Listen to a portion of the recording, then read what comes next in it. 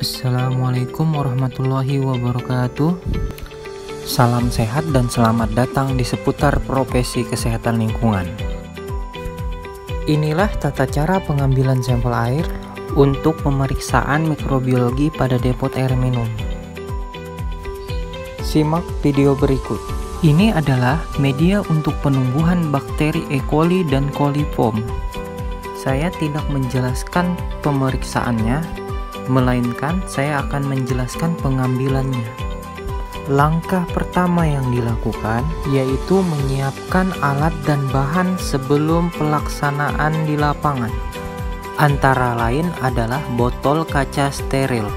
Namun kali ini saya akan mencontohkan dengan botol plastik sampel kimia. Jadi pada saat nanti pengambilan sampel air, saya hanya menggunakan botol plastik kimia, tidak menggunakan botol steril. Kemudian, sediakan kapas yang telah dibaluri alkohol. Siapkan handscoon, sarung tangan, hand sanitizer atau alkohol. Sediakan pula jepit besi, lampu Bunsen, dan korek api.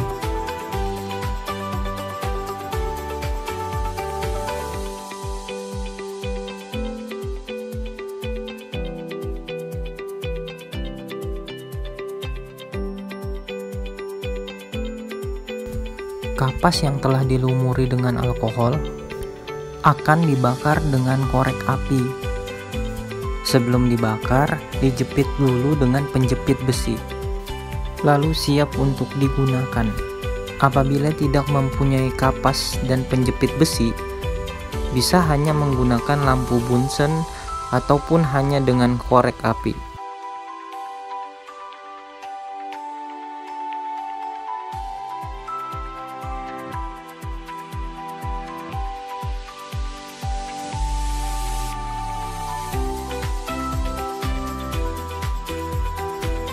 Kemudian sediakan box sampel yang telah terisi dengan ice pack atau balok es untuk sampel nanti.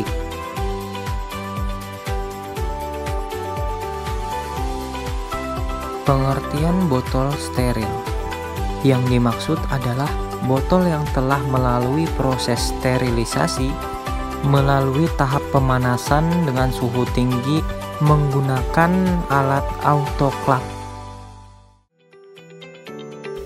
Hal yang perlu diperhatikan dalam pengambilan sampel air, isi dalam box sampel harus dalam keadaan dingin atau beku, sehingga box sampel harus diisi ice pack atau balok es. Berikut ini prosedur pengambilan sampel air. Air sampel yang kita ambil adalah air olahan pada depot air minum isi ulang. Sebelum melakukan pengambilan sampel air, dianjurkan untuk menghidupkan mesin depot air minum terlebih dahulu kurang lebih 10 sampai dengan 30 menit. Tujuannya untuk mengetahui efektivitas alat ultraviolet pada mesin depot dalam memusnahkan mikroorganisme air seperti misalnya bakteri E. coli dan coliform. Siapkan kapas yang telah dilumuri dengan alkohol, lalu jepit dengan menggunakan jepit besi, serta siapkan korek api.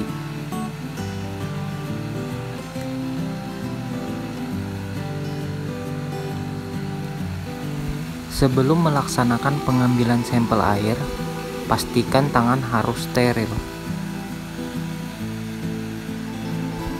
Siapkan wadah atau ember maupun baskom untuk penampungan air.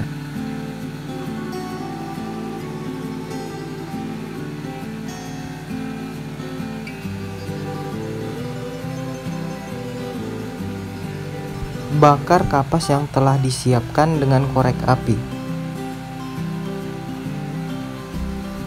Lalu panaskan ruangan tempat pengisian air isi ulang dengan cara arahkan bara api pada area sekitar dinding, kemudian langit-langit, pintu, dan selang pengisian air galon.